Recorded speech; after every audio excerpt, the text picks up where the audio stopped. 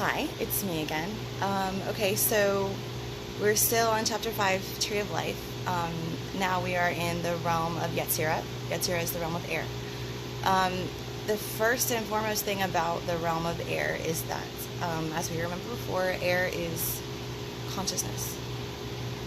And consciousness, the most important thing to remember about consciousness is that literally there is only one. Only one consciousness exists. It is broken into billions and billions and trillions of pieces. And yet there's still only one consciousness in existence. Once you can grasp that perspective, you can fully understand what it means to be an individual consciousness. Independent is not the same as different or of a different origin. Independence is just separation, and separation is, for the purpose of growth, obviously, like we've been talking about. But the realm of Yetzirah is legitimately the visual manifestation, the emotional realm of Bria and the fiery realm of the Absolute. They balance each other perfectly and create this realm of balance, this realm of consciousness. And consciousness is a portal. Yetzirah is in and of itself a realm of portals, and it is the gateway from the spiritual to the physical. It is also the gateway from the physical to the spiritual. It works both ways. A door, Delet, it is the womb, it is the door, it is the gateway, the portal. All of these concepts mean the same thing. So understand, when we talk about Yetzirah and the Yetzirah energies, it's a masculine energy. Consciousness, air is masculine. So there's action here. There has to be action. The action of Yetzirah is legitimately logical implementation. You have your motivation in the realm of Bria, and you have your will in your independence and the absolute realm, and now those things are coming together and you're doing something with that. It's good, you're itching to use this newfound knowledge, this newfound ability, to create things. You're a consciousness, you're independent, and you're purposeful now, so with all of the higher Sephirah energies, you have the capacity to do things now. It's fantastic. Okay, so let's go into that. Yetzirah, the realm of portals, the doorway. Dropping down into the realm of Yetzirah, where air is lord and master of the mental and astral planes. Spirit is bombarded with colors and shapes. Essences that were previously only a vibration have shape here and a rainbow of colors with which to express themselves. This is where Spirit creates its avatar. With blueprints in hand, Spirit begins to design its appearance. It mingles with other inhabitants doing the same. The Yetzirah realm is the last realm before physicality and the first realm after. Therefore, this is a busy place. This is like the big city, essentially. Spirit will encounter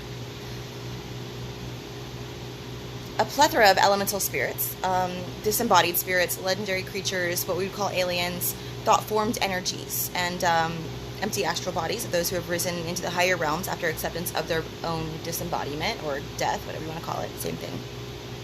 So essentially this is the big city. So, because consciousness is separate, individual pieces of the one, they all mingle here. This is the realm of consciousness. So it's like having a loaf of bread, no matter how many slices you cut it into, and no matter how many sandwiches you make with the slices and send them off to different people, it's all just one loaf of bread. So this is where, the loaf sliced up to begin with. So, you're going to run into individual consciousnesses here. But they're all part of the same, is what I'm trying to say.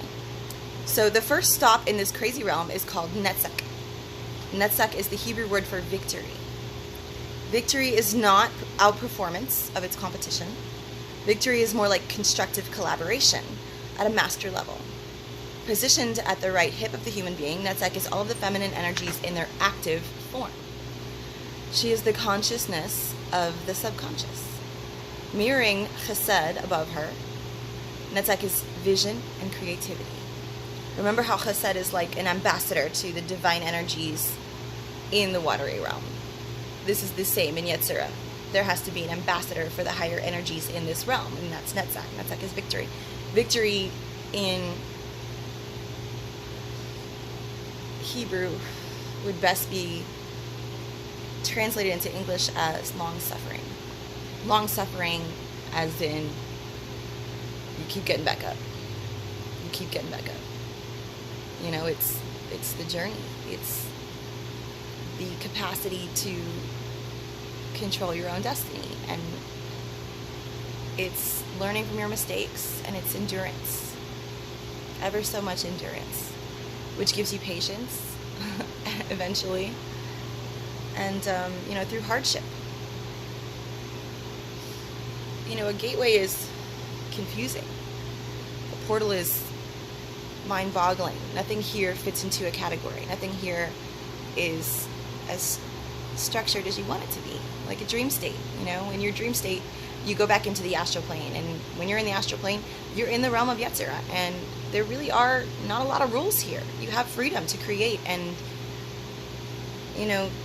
other than natural law, everything goes. Anything goes. You can do things here that you couldn't do in the physical realm because the physics are different.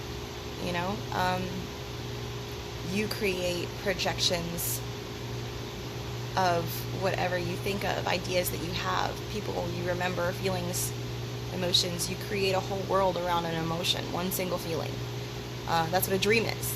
It's a world that you created off of a feeling, and you pop in images that remind you of that feeling, and that is essentially what Yetzirah is. So anyway, before I go, get too crazy off in the rambling, let me see. So, mirroring Chesed above her, and it's like its vision and creativity. She is the introduction between mind and matter. In that, this is where your mind creates what you would conceive as matter.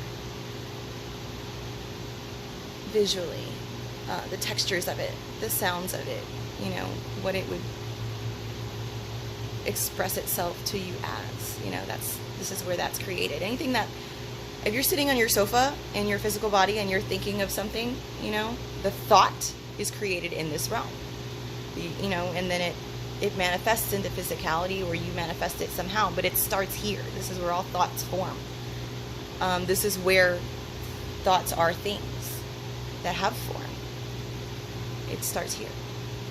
In the Kemetic tree of life system, Netzach is represented by Hathor, the Great Mother Goddess. Her divine powers are an inheritance from the Great Mother Goddess before her, Chesed, and she continues on a legacy of love and guidance to all life after her. She is the funnel of the higher energies into the realm of consciousness. Netzach is the feminine aspect of desire, which was born in Chesed, expressed in full. For the first time, Spirit feels the hunger to create.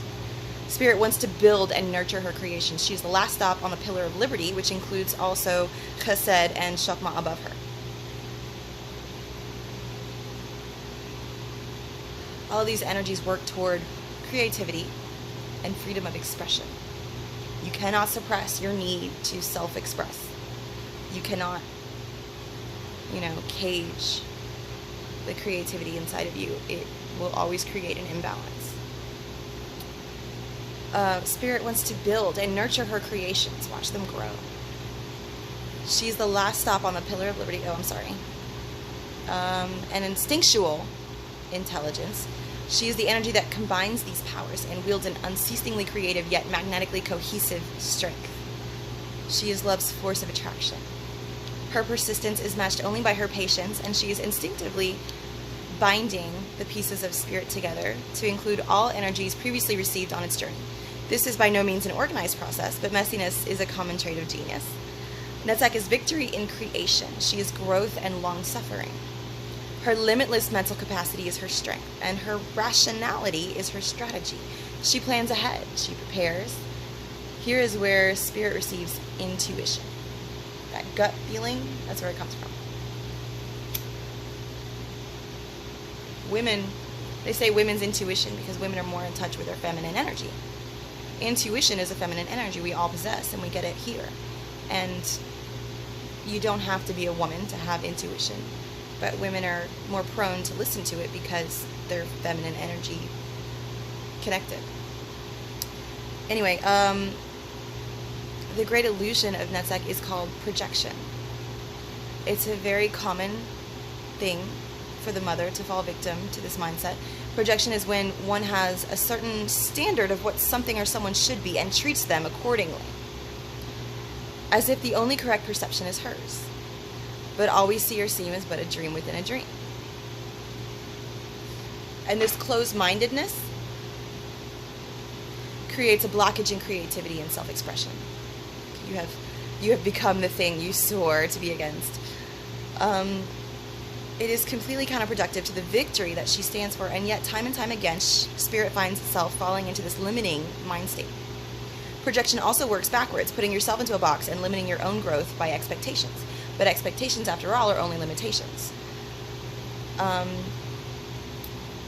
To correct this imbalance, one must turn their projection into acceptance. Acknowledge that there is an unlimited amount of right and no wrong. There are paths that take longer to reach the goal than others, and some that might take us lifetimes out of the way. But everything happens on purpose, and eventually all roads lead to Rome. When you treat something or someone as if there's a specific way they should be or something they should specifically become, you limit them. You limit their growth. You do it to yourself. Church does it to you. A good Christian is this. A good wholesome girl is this. A good wholesome family man is this. And that limits you. And the limitation gives you expectation. And when you fall short of expectation, you feel as though you've sinned, or you feel as though you're, to be punished somehow. And this is not so. You need the negative energy to promote opportunity for growth. So, all is on purpose. All is meant to be exactly the way it turned out. That's exactly the way it should have turned out, because it's not done becoming something else. And to limit something by expectation, we do it to our children especially. We teach them socially accepted behaviors, and when they step outside of the social acceptance box, we punish them so as to teach them not to do it again. And what that does is limit their creativity. It limits their creative thought process. So they think, I need to be a good girl and I need to do this, otherwise no one will love me. It's not that way. You need to love yourself. You need to give yourself guidelines. Nobody should structure your life but you. And we, especially as mothers, we are guilty of projection of our expectations on others and ourselves. And it's something we need to avoid or conquer. Let your kids make their own decisions. Let them make their own mistakes. Let them grow from opportunity and experience. That's the only way to do it. Otherwise, there's imbalance. It always creates imbalance. The masculine energy in the airy realm of Yetzirah belongs to Hod. Hod means glory or splendor. Positioned at the left hip of the human being directly below Gevurah, splendor is the order born from law. He takes the collected energies of Netzach and gives them shape and form. He molds the characteristics of spirit into a recognizable construct. He gives structure to creative flow. He delegates and categorizes. He organizes and supports. Hod is boundaries. Hod is the map designer. He is always observing the environment, resources, and parties involved. He computes the most strategic path and elements involved, the hazards, and the options. While Netzach is collecting energies of expression, Hod is categorizing them and planning their future uses. Hod is collecting data, always, and every second is a snapshot in his mind. This is the place where spirit receives astral intelligence. This is the mind's capacity for clarity and the ability to order and structure our created energies in the dreamscape or astral plane. This is the playground of the subconscious, and Hod is the project manager for its construction. The astral plane, Yetzirah, the mental and astral planes. This is the playground of construction, and Hod is where most of the magician works. Most of the magician's magical works are here in Hod, because this is structure. It's a masculine energy to control things, to have a sense of control. Hod is that sense of control. You look back and estimate what's going to happen from what is about to happen. You know what I mean? So you have this map in your head of what your life will become, or where this path will take you. And that's Hod. Hod is your will in the realm of consciousness, essentially. It's where you try and order things and create your own reality in a way that would benefit you. Netzach is just creative, free-flowing energy. She just does what she does, And Hod is like, okay, we can do that, but we have to plan first. We have to have enough gas for the trip. We have to have enough provisions to get us by until we get to another stop. Let's do it, but let's do it wisely. So there's that. Hod is glory. Glory was what David shouted to Goliath. Glory to the God of the Hebrews. Glory was the countenance of the I Am on the mountain where Moses received the tablets of instruction. The archangel Michael was clothed in glory. Glory is power of light, and the light spectrum is born here. The visible and recognizable colors, shapes, and forms of the universe have their start right here. This is the realm where light reflects imagination. They say, the speed of light. And really, light doesn't move. There's no speed at which light travels, because light is everywhere. It's just the perception. We don't see what's in front of us. We see the light bouncing off of what's in front of us. And light is such an important aspect of creative imagery. We'll get more into that later on, but just keep in mind that the physics of light are important to understand for this realm. The great illusion of Hod is called rigid order. Hod's desire for order and structure gives one the illusion that knowledge is the same as experience. This is the part of us that thinks that we know enough about cars that we can build one ourselves before ever having picked up a wrench. This is the idea that book smarts is somehow equivalent to common sense. It is a false sense of control. This is a dangerous notion because it leads to arrogance and unpreparedness. You can have the best plan in the world, but plans never really follow through the way you want them to. It's a lot of trash talking with no follow through. It's one thing to have a map, but you also need a sense of direction in case there are any surprises on the journey which the map does not disclose. In the Kemetic tree of life, Hod's position is assigned to the regal Anubis, guardian, leader, soldier, protector, keeper of secrets, and final authority to those who would pass into the realm of the dead. You cannot conquer the illusion of Hod with opposition to it. You must play his game and outsmart him. He's always open to new alliances that would work to progress the regime of order. To defeat this illusion, you must offer information that fills the holes in the map. Look beyond the obvious, see the unseen, and gather experience before taking lead roles. Hod's illusion,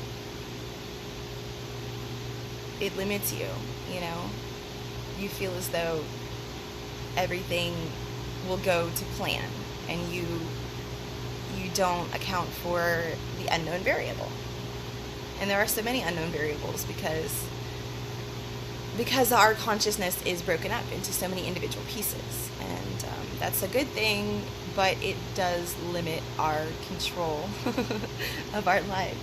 You're not just creating your own reality. You are creating your own reality collectively because consciousness is all connected. Everybody individually creates a piece of that reality. So you can't control how the other consciousness adapts to or changes the collective reality until you're in unity.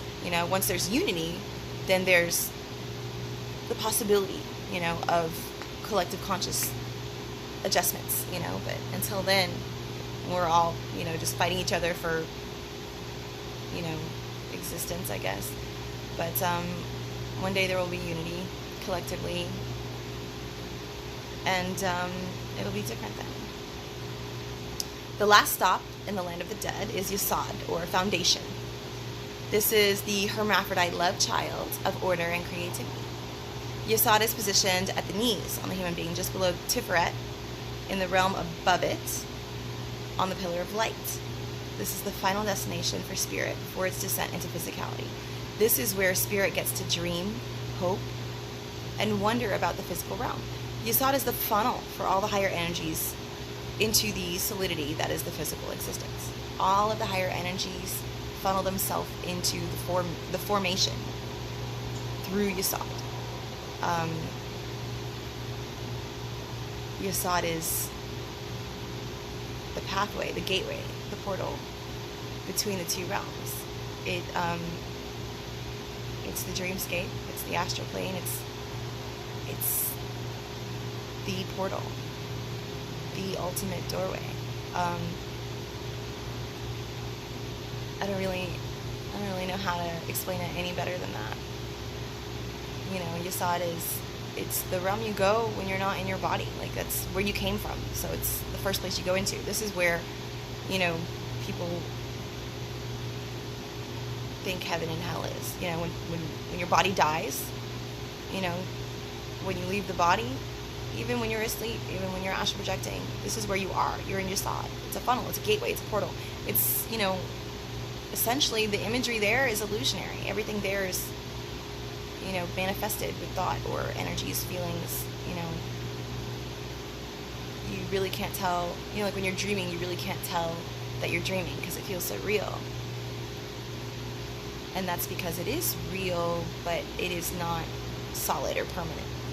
Everything there is energy that is created, from us, essentially. Yesod is a pure intelligence which wields the power of manifestation. Netzach collects the matter of the mental and astral planes. Hod sculpts it into a structured form, and Yesod gives it completion by connecting it to spirit.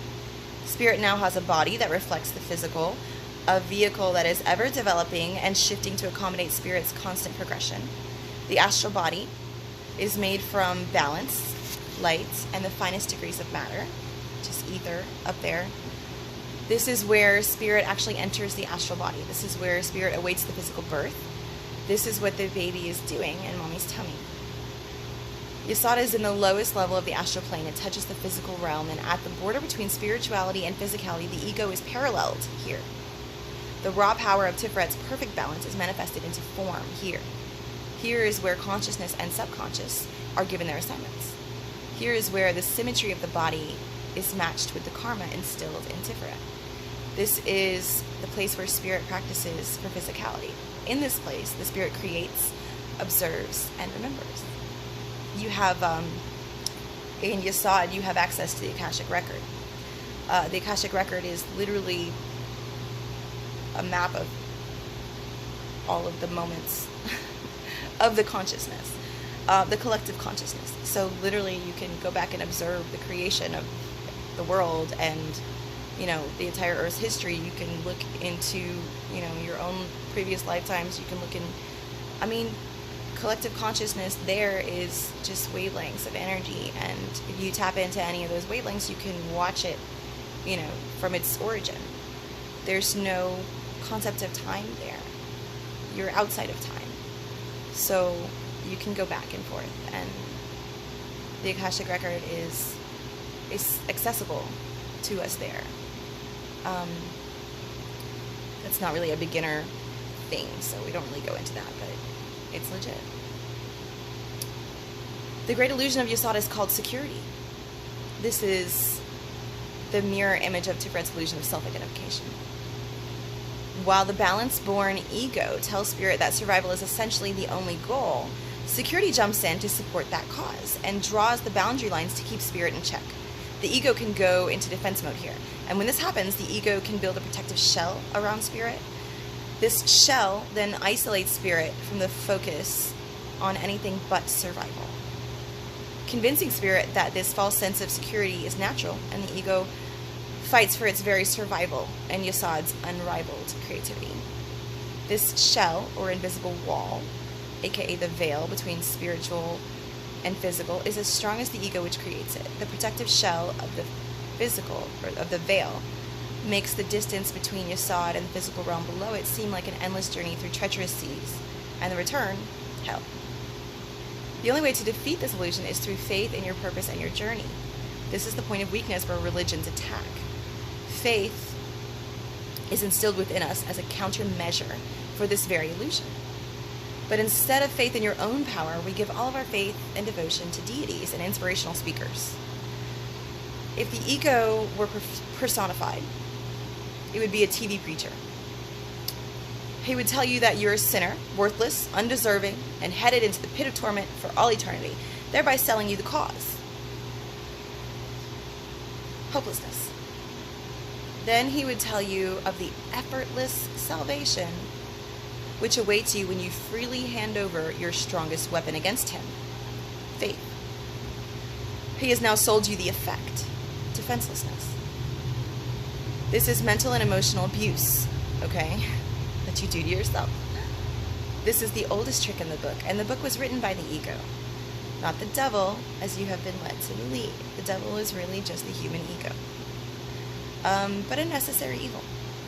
Crossing the veil into the lowest realm, you come to Assiah, which means now you're in the physical plane. Malkuth is its only stop. Malkuth means kingdom. Kingdom as in thy kingdom come. The signs were all there, people. We just couldn't read them.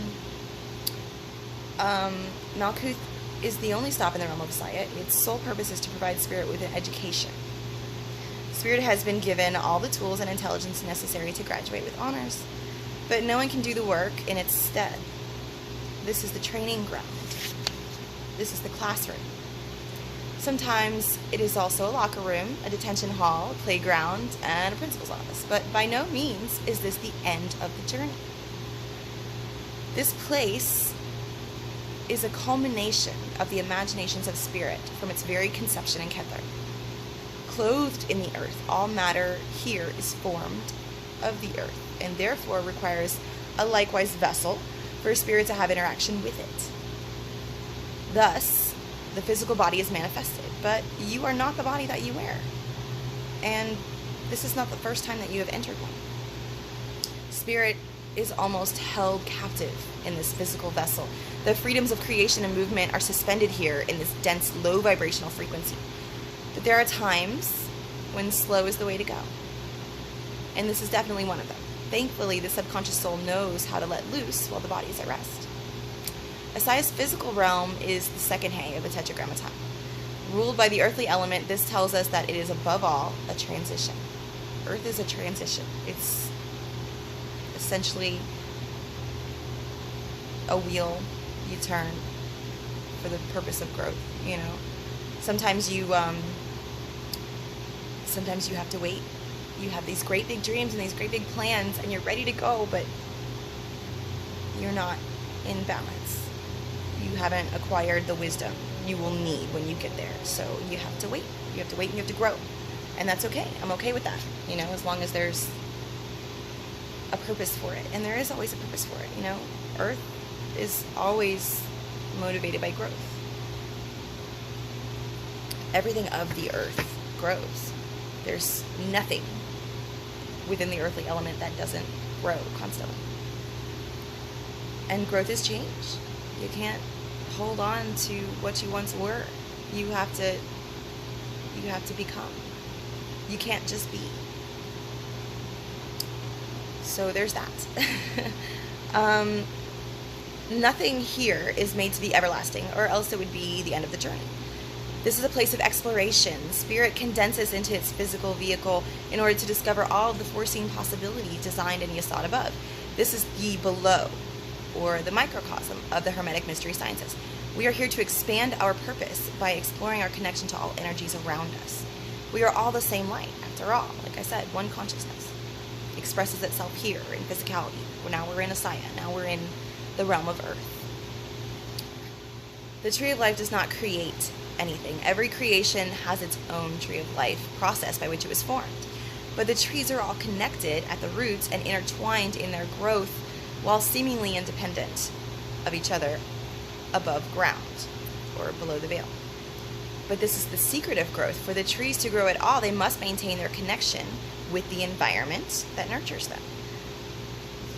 That's the earth. The element that feeds them, water, the air that balances them, and the light which sustains them.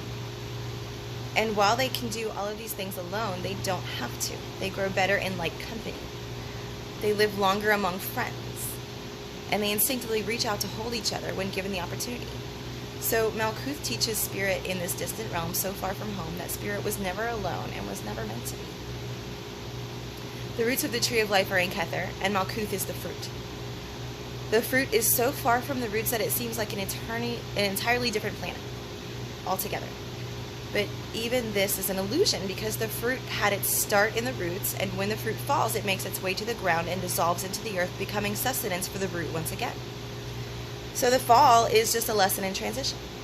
Death and decay are simply a means of recycling, and what may seem like separation is really just transition back to unity. It's all about perception. Malkuth's great illusion is called reality. This realm is dark and mysterious. Everything manifested here hides its true light within a vessel of matter so dense that it appears to be both solid and still, which we already know to be an illusion. When we map the world in our minds, we tend to focus on the exterior of things, shapes, colors, width, height, depth. We have no conscious inclusion of what lies within. We are overcome by the complexity of the physical appearance and forget that all things are dual in nature. We overlook the truth that all things have a microcosm of their own, an inner universe which is only partially displayed in its outer shell. The illusion of reality tells us the lie that all that is physical. If we can see it and touch it and experiment on it, then it's legit. And we believe this lie because we are trained to do so. Our eyes lie to us more than any scientific instrument we could create because we choose to believe them.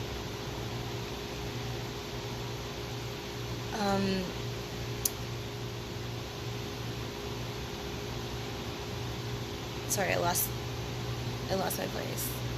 We choose to believe them over our instinct, which tells us that things are more than what they seem. If we trust in our physical eyes more than our souls, then we only trust in physical things. How does that explain love and hope, desire, or despair? Those things are more real than the legs we stand on, yet none can be seen directly. Only the expressive reactions inspired by them. The illusion of reality is dual in nature. It says Earth is both a positive and negative energy. The other side of this illusion tells us that nothing is real. That we are all in some kind of dream and we should do whatever makes us happy until we wake up. We cannot disprove this theory, so it haunts us in the back of our minds like a ghost in the darkness. This illusion is dangerous because it prevents the possibility of spiritual progression as we remain stationary and waiting. The best lie is only a twisted truth. To defeat the illusion of reality, one must unravel the lie to find the truth inside. This is the, Jesus will save us concept. Like there's, you're a sinner and you've been born into sin and there's nothing you can do. It's not your fault. So just, believe in God and Jesus will save you and he'll come back for you. And, this human sacrifice was for you and all of that, that's to keep you stagnant, to keep you still and waiting. You have nothing to do. There's nothing for you to do. You're fine. Just, love Jesus and pay your tithe and you'll be good. And that's a horrible, horrible thing that happened to the world because there's snowball effect of spiritual stagnation that comes from that.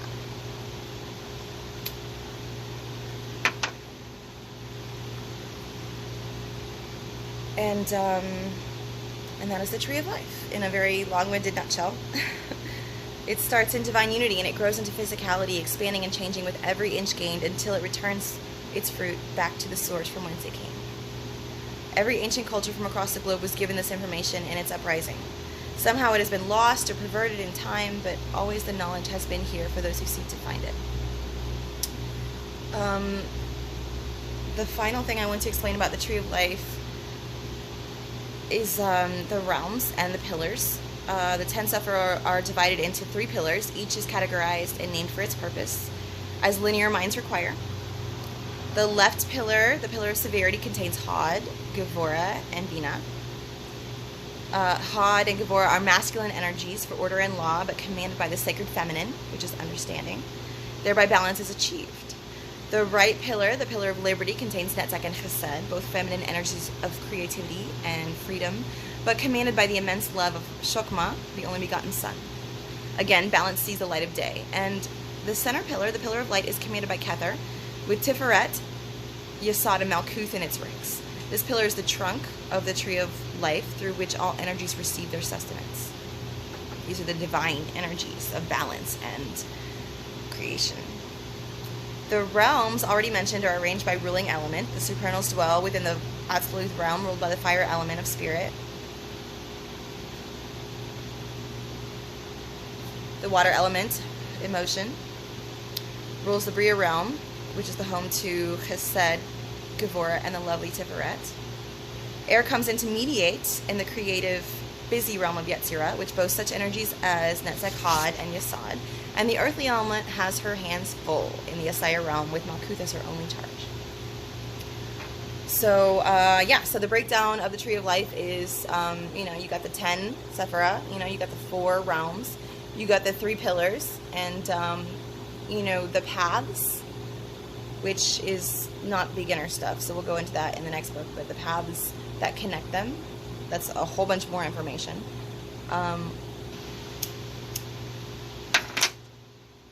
Which actually we'll get into a little bit in the last chapter of the book, which is about the tarot. And the tarot will open your eyes to a lot of aspects of creation and life and spirit's journey. It's a lot of fun. But so chapter 6 is about the Tetragrammaton, which is, the key to all mysteries, the Yod He Vav He. It's really cool. It's kind of a lot, so we'll get into that. But let me know if you have questions, or if I rambled too much, or if I didn't elaborate enough, or, how this applies to life situations. Just whatever questions you have, let me know, and I'll try and answer them in the comments.